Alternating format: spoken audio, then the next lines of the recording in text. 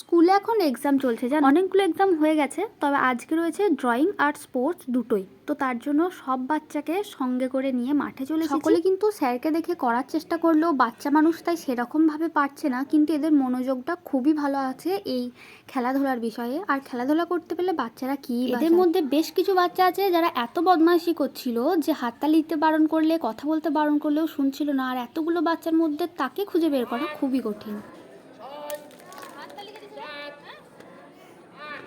এদের খেলাধুলো শেষ আর এখন এদেরকে ঘরে নিয়ে যেতে বলেছে, কারণ এদের এবার ড্রয়িং পরীক্ষা আরম্ভ হবে। তো চলো সেটাও তোমাদের দেখাবো। আর এই যে অনেকক্ষণ পর ভিডিওটা অন করলাম, কারণ এদেরকে খাতা দেওয়া, খাতায় নাম লিখে দেওয়া, কোথায় কিভাবে কি রং করতে হবে সেগুলো বলে দেওয়া, এগুলো করতে হচ্ছিল কারণ এরা সব থেকে ছোট।